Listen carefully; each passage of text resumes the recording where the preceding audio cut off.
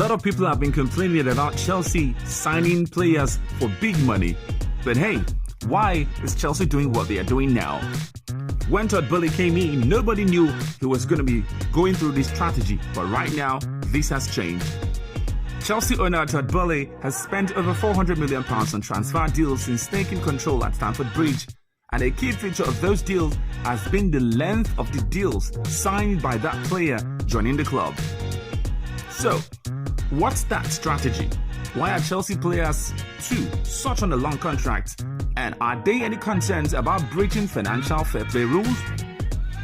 Well, what Chelsea have decided to do is to spread the cost of the players by signing them on a very long contract. So, by signing Mudryk on an 8.5-year contract, the way it is dealt with for accounting and FFP purposes is you take that £88 million cost and you divide that over 8.5 years, and it works out as just over £10 million a year.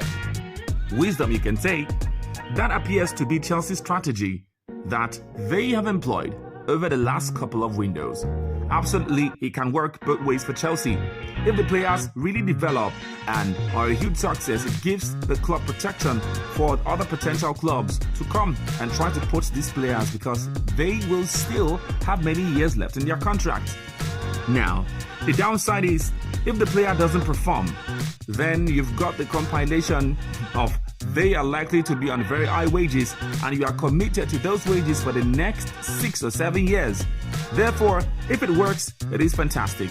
But if not, it is weighing the club down a bit like an anchor, slowing things down. Now, let's talk about what really Boehly is doing. Boehly has now spent over £400 million on players since taking ownership of Chelsea. But what is the master plan behind the huge transfer spending? Co-owner and chairman Boehly has overseen the acquisition of 15 players since he took charge ahead of the summer of 2022 transfer window, with Atletico Madrid loanee João Felix and Shakhtar Donetsk forward Mudryk the latest arrivals. Among those incomings, there have been 5 teenagers and 4 more players aged 20 to 22, with Chelsea signing up some of Europe's young talent, while also bringing in more experienced players such as Pierre-Emerick Aubameyang, Kalidou Koulibaly and Raheem Sterling.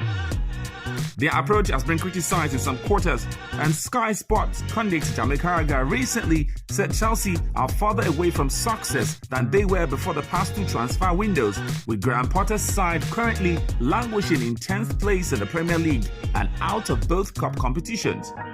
So what is the master plan behind their big transfer outlays? Well, they've got a twin-track policy. And the truth is, they go around the world buying up the best young players, and they are going to carry on doing that. But they want to buy ready-made players as well. Since Roman Abramovich left, the strategy has been open to criticism. I am not criticizing it myself, but there's plenty of people out there who criticize how they do business because it seems like any player that is offered, they are having a look at it. Anybody. Some of the signings have worked out, some haven't. Has Aubameyang worked out? Has Kalidou Koulibaly worked out? I'm not sure. It's been a little bit hit and miss, and a lot of people say it may have been a mistake to dismantle the structure Abramovich had in place, with former director Marina Granovskaya, former technical and performance advisor Peter Cech. A lot of key people have left the club very quickly, and it's going to take the new people time to get used to working at Chelsea and working with each other. Now there seem to be more people with a voice and different points of views. Add in young, relatively inexperienced manager, and you can see why Chelsea are underperforming at the moment. Well, only time will tell. We will see if the players they have signed will work out, and probably Chelsea goes for the Champions League.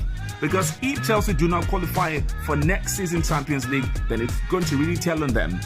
Because if you go to the Europa League, when you're getting £1.20 per game, you're going to be getting £4.20 per game in the Champions League.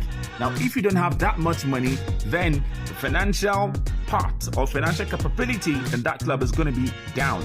So Chelsea must qualify for the Champions League. Well, to run you through some players that maybe you didn't know that they have signed. They signed Marco Correa from Brighton for £60 million. He's 24. Raheem Sterling from Manchester City for £47.5 million and he's 28. Eddie Beach from Southampton for an undisclosed fee is 19. Kalidou Koulibaly from Napoli, £33 million and he's 31. Omari Hutchinson from Arsenal for free, he's 19. Kanare Chukwuemeka from Aston Villa for £20 million, he's 19 years old. Cesar Cascadi from Inter Milan for £16.8 million, he's 20. Wesley Fofana from Leicester City, £75 million, but he's 22. Pierre-Emerick Aubameyang from Barcelona at £10.3 million, and he's 33. Now, Denis Zakaria on loan from Juventus at 26. Benoit Bediasile from Monaco for £35 million. David Dorto Fofana Molde for an undisclosed fee, he's 20. Andre Santos Vasco da Gama for an undisclosed fee, he's 18. João Felix on loan from Atletico Madrid, he's 23, when £9.6 million was paid for that 6-month loan. And Mykhailo Mudryk from Shakhtar Donetsk for £88.5 million, and he's 22.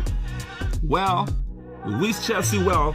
We say all the best. If this strategy works out, then I'm sure lots of clubs will follow suit. Thank you so much for watching. Don't forget to subscribe and click the notification button. And remain that person you always want to listen to, Timmy K.